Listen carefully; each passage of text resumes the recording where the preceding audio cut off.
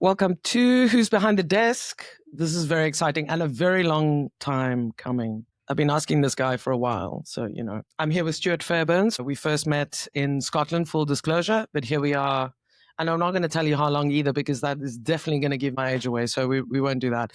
The reason why I really wanted to do this with you is because more than anyone I know, you have chameleoned and pivoted and transformed in terms of career successfully, I might add, more than anyone I know. And I'm talking about, and we're going to get into the details. And I thought it would make a really good conversation for anyone out there who is struggling with a thing that they're in, as in their 9 to 5, and not able to see the wood from the trees, and how on earth do I pivot or move away from? Yeah, sure. Yeah. Yeah. So I'm going to stop looking at you, and I'm just going to focus on here. With every other podcast, I ask everyone to, introduce yourself and what title do you now go by? Oh, that's exciting. I think so. Lord up on high. Grand Poobah. Yes, exactly. Recent pivot. Stuart Fairbairns from Isle of Mull, Scotland. Which is not Mull of Kintyre, by the way. Two very different things. Very different. I'm lived in South Africa for 18 years now. Yeah. 19 in October. Married to the most amazing Stacey Isham Fairbairns. And we live on a farm in Wellington, just outside of Cape Town. Yes, you do. Yeah. Yeah. And moved back to Cape Town, 2 years ago? Yeah. Okay, so Grand Poobah, of all things Lord and God related, and whatever that title was, which is catchy, by the way. That's the one, yeah. We might need to work on the elevator pitch slightly, but, we'll go with that. Okay, so right now in your career, what is it? Yeah, so, what's happening? Well, so it's kind of evolved, as you've indicated, and but now it's focusing on leadership development. Whilst I do work with executives, it's not exclusively that. It's far more around self-leadership, self-trust, self-development, and then therefore that spans humans. And right? It's applicable too. Yeah, exactly. So I work across a great span of people, but from corporate to individuals to group to all sorts. But ultimately, it comes down to helping people. Well, effectively, as you said, is helping people understand themselves and what they truly want out of life, and not what they think they want or assume they think what they know what they want. No, this is what you should be doing, right? So you have this little voice in the back of your head that sort of says, well, maybe that's not, but then whoever's loudest in the room and possibly last in the room to sort of leave that. Okay, so hang on, let's rewind. 18 years ago, you arrived in South Africa. Yes. Yes. Yes, I did. I remember you were working for a cocktail events company. Yes, that's right. Yeah, that was good fun, actually. I really enjoyed that. Well, when I first moved to South Africa, I didn't know what I was doing. I came here at the age of 27 and didn't have a plan, and didn't have a visa, and then decided which fits to quite stay. nicely, because South Africa's mantra is, we'll make a plan. We'll make a plan. Well, exactly, right? It's one of my favorite things about this country is you just make a plan. So initially, I actually studied fine art in Cape Town in Ruth Prowse School of Art, which I believe you also attended. Yes. Alma mater, shout out. And which was fantastic. I loved that. But at the time, yes, I was also working in bars, and I worked for this company that did pop-up bars. Yes. But it was all for like very high-end, so like in Camps Bay, private parties and the JB Met, I think. Met, exactly. Things like that. So yeah, I kind of worked up to being a manager for them, and that was good fun whilst I was studying. And then, it was a stopgap. And also I was working at Zula on Long Street, the old one. No offense to the news, isn't it? Is Zula even around still? Oh, I don't know, actually. Because I know it moved further down Long Street, and it was a much bigger building. But yes, that was good fun as well, because they had all the great, like, my favorite genres of music. So it was all reggae, pop, all that kind of jazz. So I loved it. And yes, when I finished studying, I realized I had a degree in fine art that qualified me to do pretty much nothing other than be an artist or teach art, which I didn't want to do either of those. So this was another pivot. After 3 years there, then moved into marketing. And then that's when I moved into social media marketing. So a lot of people might think, oh my God, you've gone from hospitality to marketing. But honestly, the correlation between all the similarities, far more between the two fields, if you like, than you would, than what it might seem on paper. Yeah, I'd agree. Absolutely. At least the creativity, right? Right. And also the human interaction. So when I went into marketing, the part that I kind of really steered towards was strategy. Yes. So it was understanding people, understanding how to, because, for you to buy this bottle of water, how to make sure that you buy that bottle of water specifically. It's all about understanding the human psyche. So it was, so I really enjoyed the connections there. And again, the same as hospitality, you have, the core element of that is you have to actually engage with people and listen. Yeah. Yes. And listening. very much so.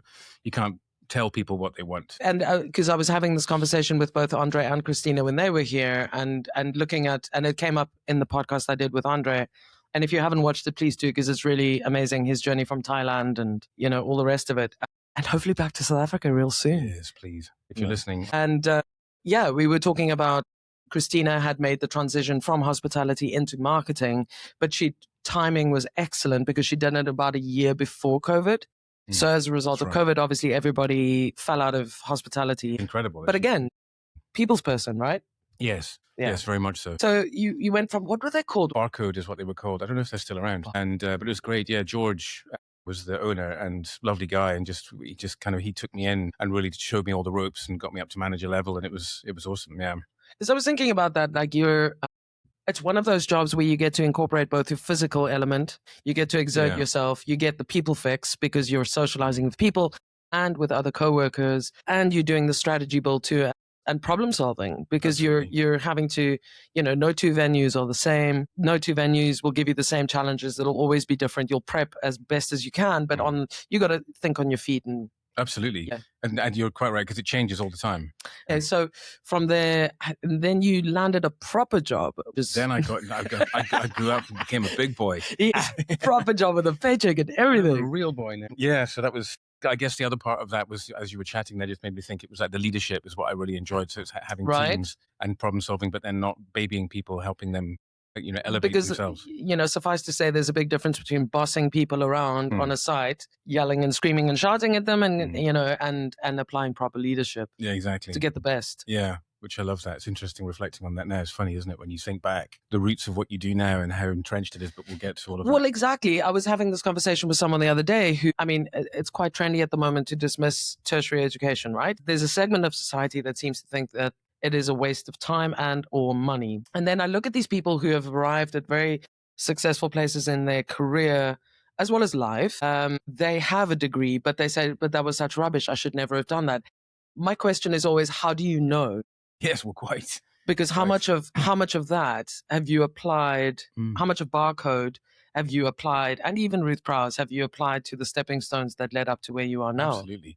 And you're learning so much more than the topic that you're studying. Exactly.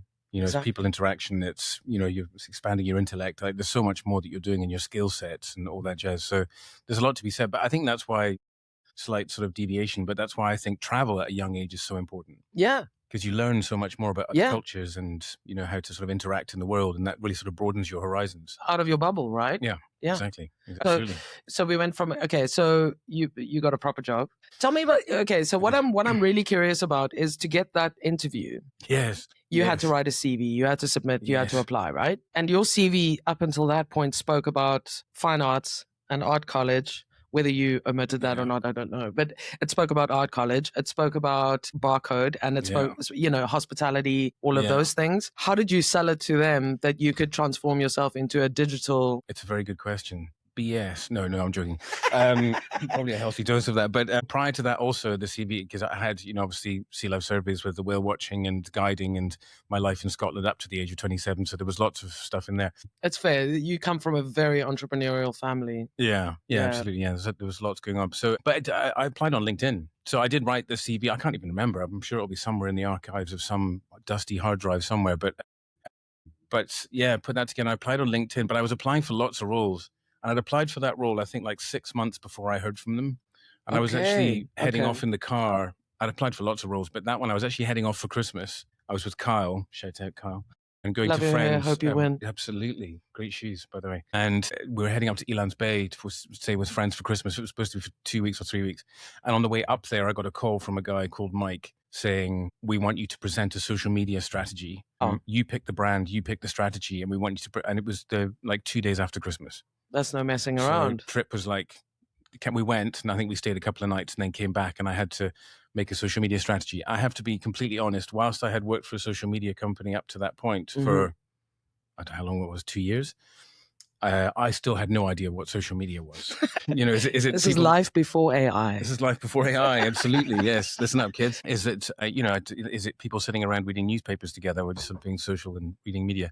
But, you know, so I read just loads of white papers and I had to, you know, because again, AI is not available. So it's like literally going to. Who do you talk to? Who do you ask? What's going on? Social media at that time brands weren't really using it that much. It was more people were taking pictures of their breakfast, Right. so it was just new and innovative to use social media in that way. Anyway, I chose Pick and Pay, and I did the Ackerman's Green program. So I created a strategy behind that, and it was a sustainable reforestation project. So I created the slides for that, and I went in and presented it. And then 2 days later, got a call from Mike and said, "You've got the job." So amazing. It was all off the presentation skills. So again, to your point, it's the ability to talk to people and communicate. But what we're finding now, and through, again, conversations with people, is that AI, as useful as it is, and I love AI, as useful as it is actually acting on platforms like LinkedIn as a massive screen. So when your skill set doesn't match the skill set set out by the potential employer or the advertiser, you don't even get a shout at that conversation. Yes, absolutely. Yeah. I'm seeing it myself. I see it with a lot of my clients, because a lot of my clients are career breakers. So they're either like they're in the corporate world, want to get out, or vice versa. But then getting in is just, I think to your point, is how do you get in the room? And it's just, you can't even get in the room. You can't, and people are sending out thousands of CVs or emails with CVs and just hearing nothing back. Yeah, because on the employer side, I get the logic, and I understand that if you're inundated with thousands and thousands of applications, there's no way. Well, there is. It's just time, and time you probably don't have.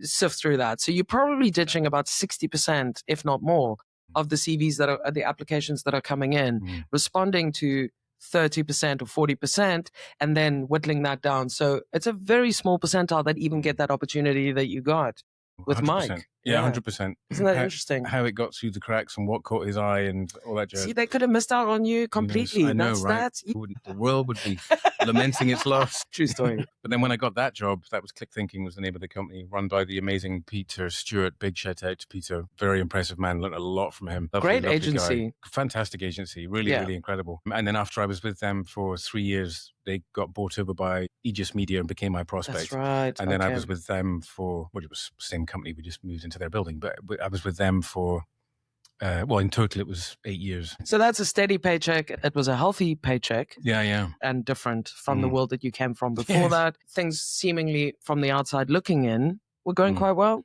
Yeah, they're great. Fair to say? Absolutely. Oh, I mean, it was incredible. I did so well. It was the first time where I actually was truly starting to be myself and trust myself and allow myself to be myself. And the first day that I'll never forget when this happened, we'd just been bought over by Aegis Media. And Aegis Media has 6 agencies covering all different disciplines of marketing. So from radio to TV to billboards. So above the line, through the line, below the line, the whole gambit. So they've got the full stack as a unit. Exactly, yeah. And then we were the digital marketing, so everything digital. And Peter Stewart, the owner, one day, because that was something I didn't tell you, is when I went for the job also, I'd applied for a social media manager role. That's what I thought I'd applied for. Question 1. Yeah. What is social media? But then so then I did the presentation to Michael. So I'm reversing a little bit here. When I did that presentation to Michael, got the job, got that call, and then it was like the 2nd of January or something. I started, and I went in, and I had to go and buy a shirt and trousers, as you do. And I walked in, and I got introduced as our new head of social media. There wasn't a social media department. What? I was there to establish a social media department. So it was like panic stations. Anyway, I had a really great manager who was running the SEO department, which was Anne Charlo. And she really helped mentor me and guide me through that, because it was just terrifying. My first client was Mercedes-Benz South Africa. Wow. I'm in charge of their social media now. Yeah, no pressure. But just learned fast. I mean, I love learning, so I just learned fast and made it work. But then at some point, once Aegis had bought the company over, Pete came up to me and said, "I need you for a meeting." So I was like, "Great, cool." I go in, it's the CEOs of all the companies and me. And there's a problem that they're all discussing. And I'm sitting there and I'm like, I'm not saying a thing because it's not my place to say anything. But as they're all talking about this problem back and forth and this whole issue that's going on, I know what the answer is. I'm not arrogantly. I have an idea that I think sounds to me like it's the obvious answer that would fit. That it's worth putting on the table. Anyway, it took me quite a while to pull myself towards myself, as we like to say in South Africa, and say something. And I eventually did, and put my hand up, and I put it to the table, and it was just silence. And then for the next while, they just were smashing my idea about, and then that ended up being what was executed on behalf of all the agencies. Amazing. And then that led on to big shout out to Nikki Holvek, who had an idea for establishing an integration department within. So the 6 agencies, with the development of what was happening in marketing, is having a central one, which now is commonplace, right? But wasn't at the time. It wasn't at the time. Because social media wasn't being taken seriously at the time. Exactly. So she took me on board with her. So it was her and I. And we were then, whenever pitching to a client, wherever they were in the world, we would then brief all of the agencies, and then we would be the central point. It would all come together. We would create one pitch, and then we would then go and present it. Execute, exactly. And it worked so well. I mean, it's now commonplace in agencies. They do it. I mean, it's an amazing evolution, right? It's proper. Yeah, it really is. It's incredible, isn't it? And it's nuts how quickly that's happened.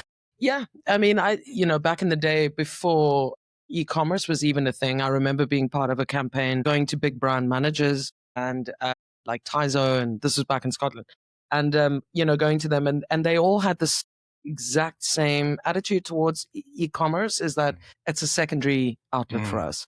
So basically brands would literally take the stuff that they can't sell in the stores, end of range, end of season, and stick that on the online store just as an afterthought. Yeah. Isn't it amazing? And now it's right up front. I mean, it's primary. You don't have that, you're missing out. So given that you were quite comfortable, you were clearly doing exceptionally well and thriving in this career, but I'd like you to tell the story of the day that you sat and made the decision that I can no longer do this. Yeah. So for what, I'm not going to say any particular brand names, but out of respect for them all.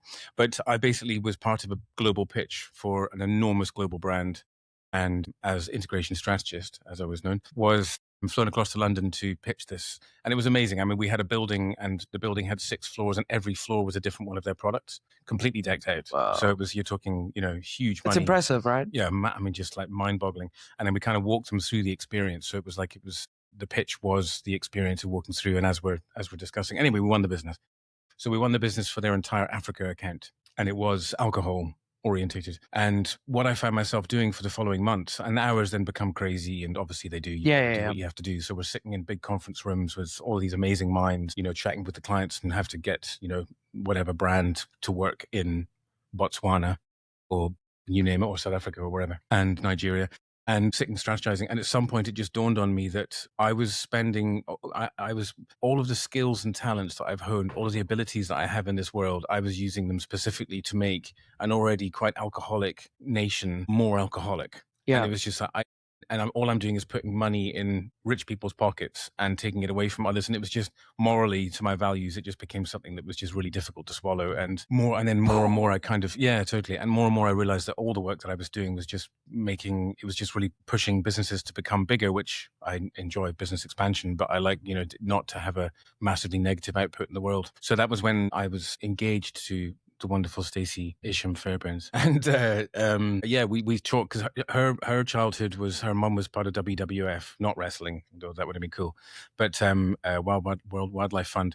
So Stacey was brought up doing like biodiversity surveys with her mum, so very much came from like conservation background. And of course, sea life surveys, right? And so same for me as, very conservation background. So we talked about it, and was an interior designer, and she was feeling the same. It was just very sort of, and she did corporate interior design, some massive office buildings and stuff. And we chatted for a couple of years about going back to conservation or doing something and using our skills. And we decided that our life wasn't going to be about making lots of money. It was going to be about living our lives. So we made that decision that, okay, we'll get married and we'll see what we can find. And then one of my pro bono clients within iProspect, was originally Click Thinking. So this is one of Pete's actually pro bono clients, was a company called African Impact. And I just reached out to them and said, we're potentially looking at something. And we had a meeting with the MD and the COO and with their family. So the meeting, like we're going to this meeting, so we're all corporate world. So we're all dressed up, ready for a corporate meeting. And we arrive and we go to Calcacio's, amazing pizza restaurant. And they're just sitting, their families there, the kids and everything. And there's just pizza everywhere. And, it's just like this relaxed. Real people doing normal things, having a conversation. And long story short, they offered us the role of being business managers. Isn't that amazing? And I think the interesting thing about the world that we're in now, and kind of speaks more to the work that I do now, is that I think people are craving more and more of the human, especially with the development of AI. And corporate moves away from something, although it is human, obviously, but it moves away. It's colder. There's less warmth, right? And I think definitely people are starting to crave that human interaction more. I think so too. I really do. I think people are gravitating towards, and they don't even possibly know how to express that or how to articulate the thing that they're looking for. They know that something's missing. Yes, exactly. But they don't maybe quite know what it is until they engage with other human beings. I see it all the time here when teams that may have started remote, 100% remote, then move into a space like this and go, oh my God. Yeah. Okay, African Impact. Yes. And that took you all the way up to Hoedspruit. Yes, it did. Originally that's a big shift. That's a big move, right? Yeah, very much so. I mean, was there an income drop? Was there a exponential? Yeah. Yeah. I think both of us, it was almost like an eighth of what we'd been on before. But that's okay, right? It was great because we wanted the lifestyle. Yeah. And also something we thought to break into a new industry, we're going to have to start at the very bottom. So we were going to get our Fagasa certificates to become guides and work our way up. Okay. So we started with that and did a snake handling course, which I did with my mother-in-law. Shout out to Joan, to Ma, love you. And that was great fun. But then when we sat down, they drew out the organogram of the business, and it starts with business managers all the way down to guides. And we were like, well, where do you see us? And they were like, well, at the top. So they actually wanted us to come in and run things. Which that makes sense awesome. From the careers that you both had, building. I don't think it was built, but it was definitely. Yeah, absolutely. Yeah. Which is great. So, so then originally to Tanda, which we had to shut that location down, and then we had to re-establish a new location. So I was set off in a car, go and find somewhere in South Africa where they need conservation projects. I'll time you. Okay, let's go. Yes, exactly. So I was just like driving about the place and then ended up in Hoedspruit, so just outside Kruger Park. Amazing. And was there for 9 years. And that's pretty much 2 years ago now that you left Hoedspruit? That we left Hoedspruit, yes. Yeah, because you had the whole little COVID. In between, lots of changes that came with COVID, not just for you, but for everybody involved in a sort of a human-facing environment. Yeah, absolutely. You guys called it quite early, I seem to remember. I think the company had called it back in February already. Yes, that's right. So that was the thing. So pretty much for me, African Impact finished in 2019. Stacey continued on with them. And is now the managing director of African Impact. And doing like amazing work. And doing incredible stuff. And she's really doing exceptionally well. And director of other companies as well, which is great. And I then wanted to go into something and I wasn't sure what. And I was actually chatting with my brother Ruri. Shout out. Hey, bro. And he said, have you looked into coaching? Because I think, you've got all the skills and the abilities that would make sense. So I hadn't really heard of what coaching was, and I kind of looked into it and I saw it was a thing that was active and whatever. And then I decided, well, I think I can do this, especially in the context of business, because in African Impact time, my role was very much to build the business. Yeah. And that doesn't mean to say that you were a cheerleader, right? No, it was about mentorship. And it was entrepreneurial development, because I'd established a project in African Impact, which was looking at entrepreneurial development in local communities. Yeah. But it was to address two main issues, which was food security and income generation, which were the two biggest issues all of our studies had shown. So I wanted to teach people business skills so that, it's the whole give a man a fish or, teach him how to fish kind of thing. Sure. So that thinking was then, okay, well, I've worked with lots of local businesses now and helped them become successful. Why not continue doing that in my own right? So I launched Motivate Coaching, and I initially started with local businesses. There was a trio who started a restaurant. There was another couple who had a bakery, and they came to me and we just chatted. And this is a really important point. And, when it comes, if anyone is looking for coaching, there's a couple of really important things for you to make sure that your boxes to tick, to make sure that your coach is ticking those boxes, because coaching is not regulated. The closest thing to regulation is the ICF, which is the International Coaching Federation, and they have three main levels, which is ACC, PCC, and MCC. ACC is an associated coach, PCC is professional coach, and MCC is a master coach. Right. I'm currently going for my master, which is really exciting, but we'll get to that. But if you are going to get a coach, please just make sure that they're ICF certified. That's what I'd say, that's really important. And why is that? Because, well, great question. I realized what I had been doing for the previous year to 2 years was not coaching. Nowhere near. It was mentoring and consulting. So I then, so what's coaching? Important distinction, right? Massively important distinction. Because coaching's not telling anyone what to do. It's using powerful questioning that helps you process your thoughts and understand what's really behind what it is that you're experiencing. When to use silence, when to use different things, like how to use those communication skills to really help draw that person forward is really important. And is it the right time to draw them forward? Do they need to stay where they are? It's creating that space. So I wasn't doing that. I was doing consultation and mentorship, helping them, look at their balance sheets and create business strategies, and that's not coaching. So It was fun, but then after I studied, I was like, oh my gosh, this is amazing. I mean, it was like I found the keys to the treasure chest. It was just like, and all of the natural things that came to me, all I had to do was turn the volume up on all of them. And then as I'm doing my coaching, everyone's just going like, you're amazing at this. And I'm just being me, but all I'm doing is just sitting in a room with you, having a conversation, but you're getting the value. Great. I mean, let's go. So then where are we? Yeah, motivate. Yeah, motivate. And then motivate kind of changed shapes and did all sorts of But motivate couldn't have happened without 1 Year No Beer. Well, it was prior to that. Motivate. Oh. So Motivate was launched 2 years before I joined. No way. Yeah. Oh, I didn't know that. Okay. Yeah. That was my own thing. It was, yeah. No, I joined 1 Year No Beer. Well, that's only 3 years ago. So it's 2023. Okay. That I joined. Yeah. So Motivate was around for 4 years before 1 Year No Beer. Yeah, which is great. So so then I did the studies, and then and then I became head of coaching. Well, first of all, joined as a coach, joined 1 Year No Beer, and that was kind of supplementing because it was like a regular. There was coaching I could do because when you're running your own business, it's all unpredictable. Tricky. Yeah. And clients come and go and this, that, and what do you do? Do you have products, services? What do you how do you build it? So it's like kind of all these questions, and there's the consistent search for new business. But then 1 Year No Beer just provided. I was doing sessions for them, which was great. And doing amazing work in a field that I think does teach people very healthy habits around alcohol consumption, which you can argue was very needed, particularly around COVID, I guess. If you look at companies like 1 Year No Beer, like the market demands that you have a very specific niche. But the reality is you're dealing with human beings, which means, so for example, the way that I explain this to a lot of people is that you've got front door language, main house language, and back door language. So front door language is the pain that you're experiencing or the thing that you're dealing with. The main house is the vehicles that help you get to the back door, so whatever they may be. And then the back door is what's actually happening. So it's the transformation or whichever. So if you're looking at front door, people have a problem with alcoholism. So then the main house is looking at group coaching, the importance of connection. And Johan Hari, shout out if you're watching. If you're watching, wow. We'll tag you. Yeah, absolutely. Love your work very much.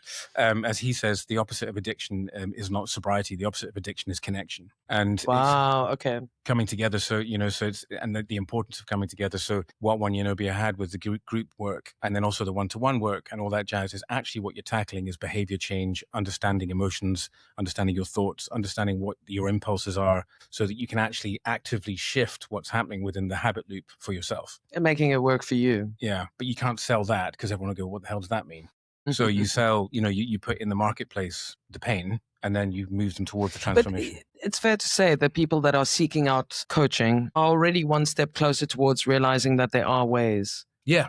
Well, absolutely. Do you know what I mean? Like you don't have to, it's not a hard sell. Yeah. Well, if people are open to it. But the hard part is that there is an education element because especially in that context, but also any coaching, because there's a difference between intellectually knowing something and emotionally believing it. Of course. And the emotionally believing only happens through taking action. So lots of people are curious about this coaching thing or otherwise, but then don't execute on it because they question all of this. Am I going to be too vulnerable? Is it going to expose parts of myself I'm scared of? Is it therapy? Is it, all of these questions that come up that sort of put people off. And our thoughts are really compelling because, our thoughts inform our emotions.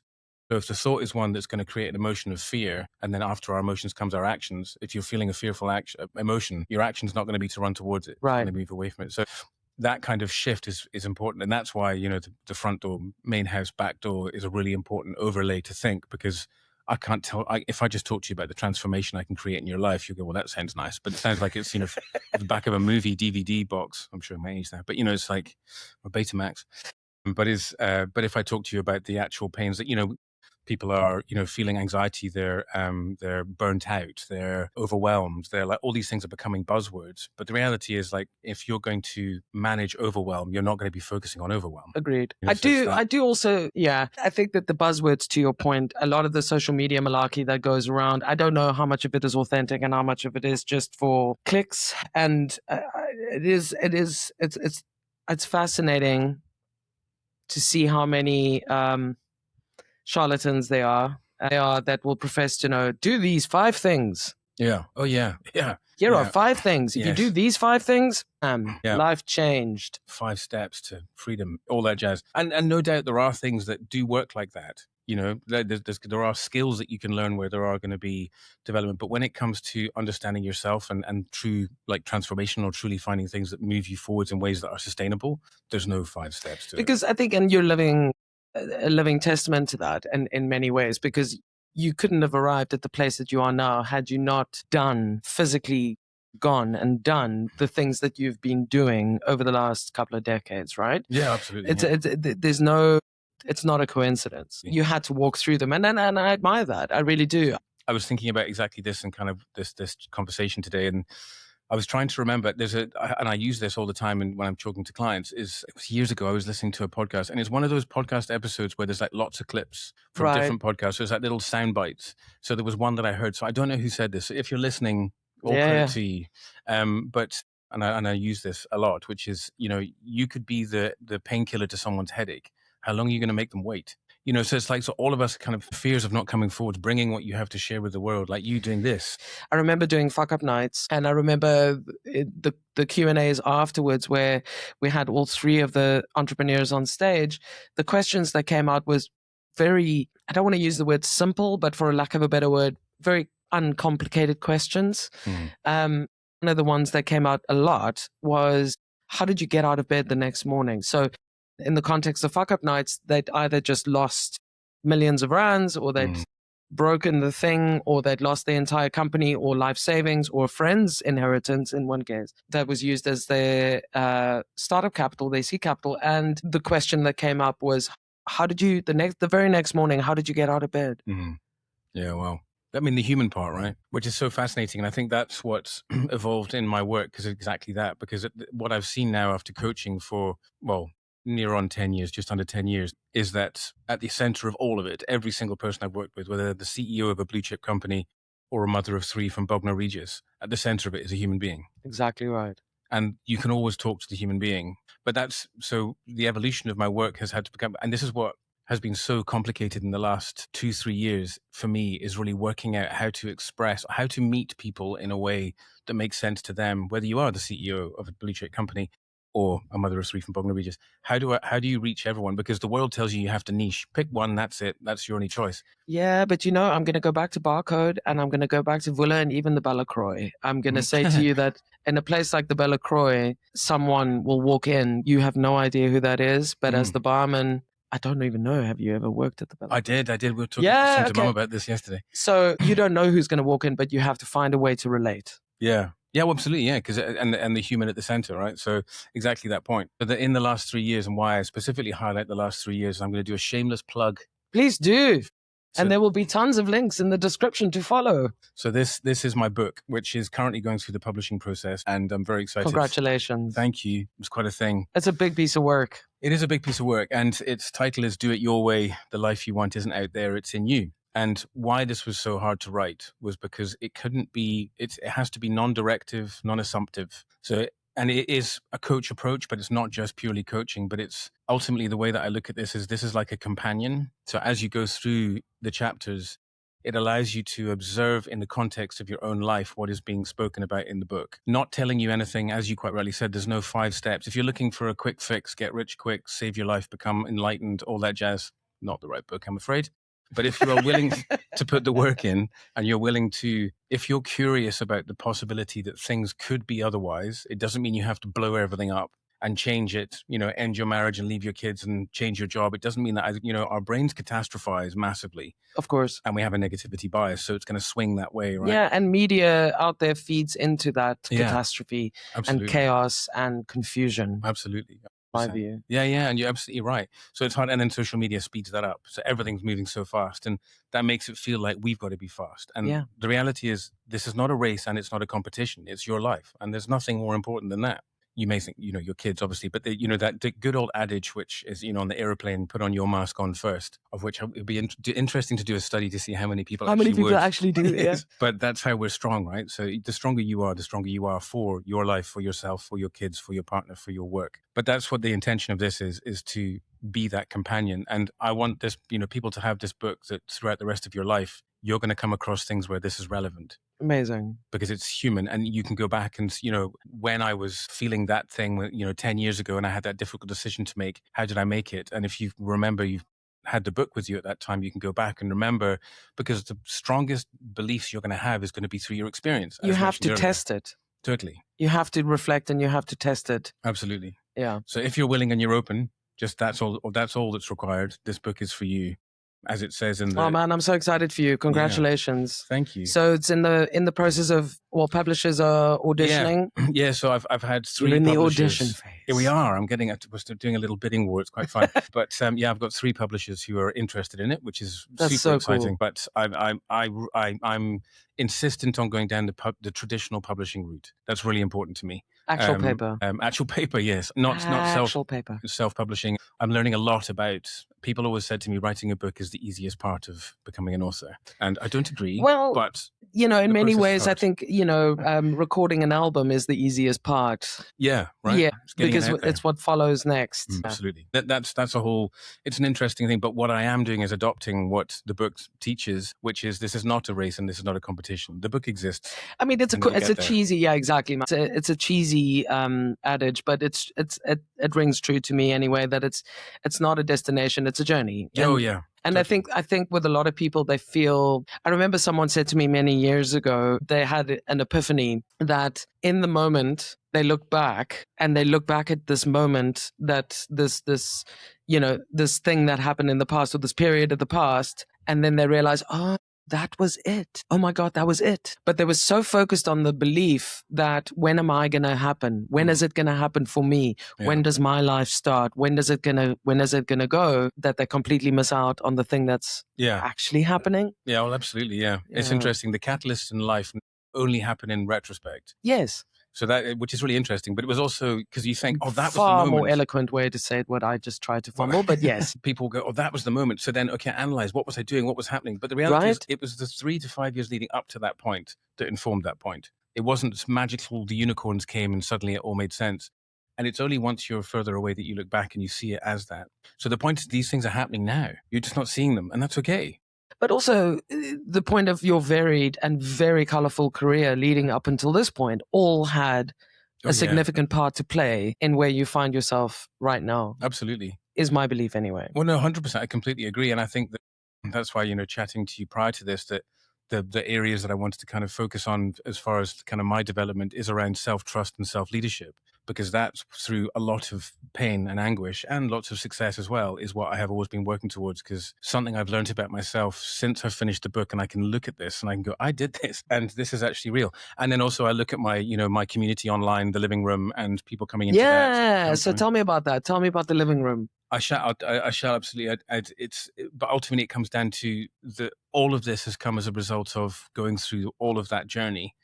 All I'm doing now is very authentically sharing my journey and just being there for people and bringing all those skills in. So yeah, the living room is relatively recent, because I had lots of people reaching out to me saying, we miss you, because I was doing lots of group coaching, and then there was a shift because I was focusing on the book and other bits, and lots of people reaching out to me. So I established the living room, which Andre, again, thank you for your help with coming up with the name and developing the ideas around that.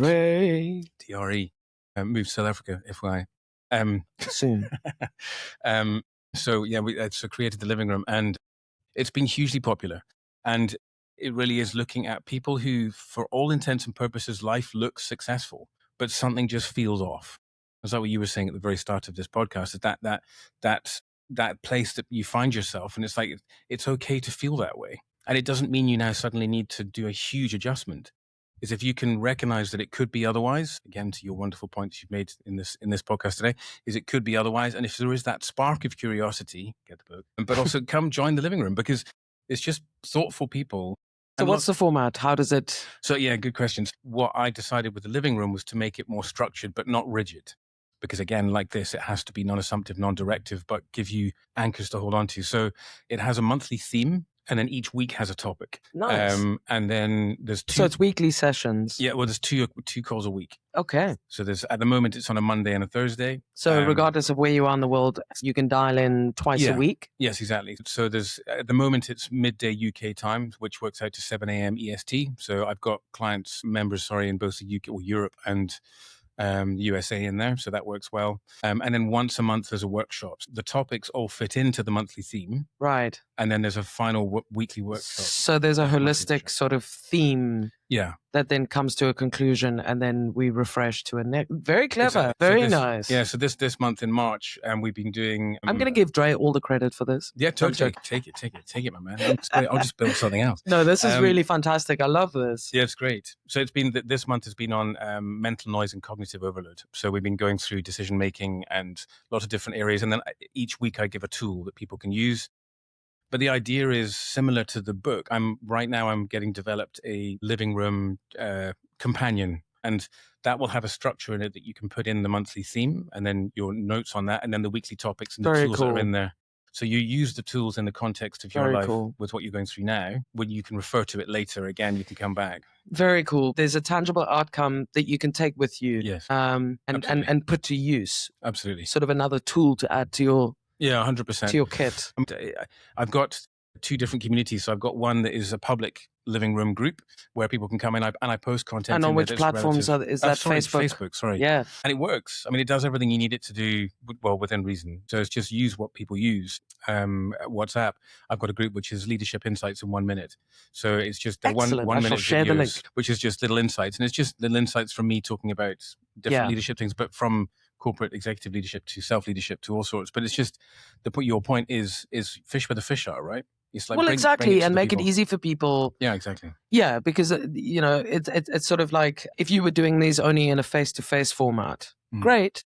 Except you'll be cutting out a lot of people who simply cannot make it, not for lack of trying, but they've got kids to pick up from school or take to some sort of practice, or they've got whatever. They've got lives and things and admin and stuff. And so making it as easy as possible. And Facebook does lend itself very, very well, I find, to a community-orientated, driven format. Yeah, absolutely. So so the community is there, but then it's all Zoom. I love Zoom. It's great. Really? You still Zoom? I still Zoom. It's great. I use it for everything. I mean, it integrates everything I need. All the calls are through on Zoom, and then it's just group calls. But it works really well. And the members, generally what we do is we'll discuss the topic, and maybe there'll be a couple of people that will come in and share, or maybe we make it around the entire group that's there. But what's really important, I think, is that people can come to the calls. You don't have to put your camera on and you don't have to speak. But I guarantee you'll still get the value.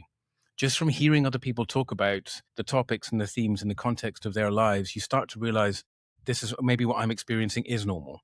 And maybe there are different ways. So that curiosity is really that's so big. Leverage. That is so, so big. Yeah. But again, group. It's like we as humans, when we're interacting with each other, someone just says something, because I could say something to you and you may have heard it 1,000 times, and then you might hear it outside the door here and suddenly it resonates. I tell you what else that does. It also dispels the myth that everybody that you see in a social media context and online are living their best lives and are winning at everything, and that there's no issue, that there's no problem out there. Yes, exactly. And I think Century of the Self, which I'm, dogged about telling everyone to please go and watch Century of the Self. It's on YouTube, 6 parts, do it. But it explains a lot. When people are driven into isolation, and COVID didn't exactly help with this cause, but any group kind of community and with other real people in a session, how powerful. Well, absolutely. Absolutely. The image that came into my head, whether useful or not, is it's almost like being at a silent disco endlessly. You're having fun up to a point, but at some point you want to communicate with each other. Exactly. So it's like we're all there. Exactly. But no one's actually interacting, because interaction is so important as humans. We want to be heard and we want to share and problem solve and explore. And often very powerful. Someone will say something that you've held on to as a strong belief, as a huge problem, that someone will just kind of go say it in such a way that makes you realize that actually it's not a huge problem and the world completely accepts it. And it's suddenly something that you've dragged with you your entire life is like you can actually go, hold on a minute, actually, do I need to drag you with me? And I can just leave that past. And this is when we get to because people think, I think when it comes to transformation, and these wonderful buzzwords, pivot, is that there has to be something huge that's going to happen. There's going to be massive fireworks on that jazz. The reality is it's going to be a very quiet Tuesday morning when you're having a cup of tea. Yeah. And something's going to happen in that moment and you're just going to go, and you've all experienced it. You've all experienced it at different times. It's just that this is a vehicle, this coaching and the approach that I bring in is a vehicle to help you really accelerate and be in that space to observe yourself and your life in a safe space. Psychological, emotional safety is absolutely paramount. Something that take very, very seriously. For people to feel safe. Yeah. And again, the importance of finding the right coach for you or the right spaces for you, and make sure that coaches are qualified. because there's the ICF as mentioned for the qualifications, but there's also the EMCC, which is the sort of ethics board for coaching globally. So make sure that the studies are EMCC certified as well, because ethics are so important. You're dealing with people's lives. Like, this is really important, like the most important thing. Like, you can't just be sort of frivolously pretending or throwing stuff at the wall and, jazz hands is all nice and stuff. But if you're not actually qualified, like, there are consequences. Yeah. I mean, you wouldn't go to a doctor that just told you they were a doctor, right? Not that any of us really check the credentials of our doctors, but I mean, lots of people, when I talk about the regulation and the importance of qualification, people say, well, Tony Robbins never studied anything. It's like, well, yeah, but Tony Robbins at the time, there was nothing to study and has now been doing it for 45 years. So like, he understands. And so his track record has actually borne it out. It works for thousands of people and he's changed thousands of lives in really positive ways. Tens of thousands, I would venture. Yeah. I mean, I attend his seminars and he's incredible. I mean, it's dynamic. It's amazing. And I stand by what he says as ways forward. Absolutely. If it resonates and it works and you can test it against your own, then fantastic. Whatever works for you. Yeah, absolutely. But it's just, you used the right word there, is discernment. We talk a lot about that in here, is using your own discernment, but trusting that. So this comes down to the self-trust and self-leadership. Can I trust my own discernment? Do you even know that that's an unconscious thought that you're thinking? Or giving yourself permission to. Exactly. I think, there's a correlation for me in this gig economy that we find ourselves in, the posts. So 20 years ago, 30 years ago, people had, I would argue, far greater sense of job security and career prospect, and as well as what happens afterwards, right? In terms of retirement, am I going to be looked after? Am I going to have enough to look after my own? And I think where we are now, and I think as South Africans, we have a slightly different tension. South Africans never had that. So you've always had to make a plan and you've always had to, hustle, and you've always had to. But I think in a European context, I think this decade, certainly, it's starting to become more and more presence in people's realization that nothing is safe, especially with the impending AI, flood coming down the pike, because it's coming. Yeah. Nothing is secure. Yes. Nothing is a known and nothing is a given. Yeah. And so now is there could be no better time than to find your voice and your confidence, and your discernment, and realizing your own value and your own potential, and standing in that and trusting that will be enough. Yes, absolutely. Because you are enough. 100%. 100%. In fact, that is pretty much the opening line of the book. Is that right? Is that, well, you're welcome here because you're human. You heard it that's here enough. First, people. Yes. But it's exactly that. Yeah. But often people think that sounds frou-frou or fluff or all that jazz. But the one place that you can always come back to is you. That's the one place you can always come back to and rely on.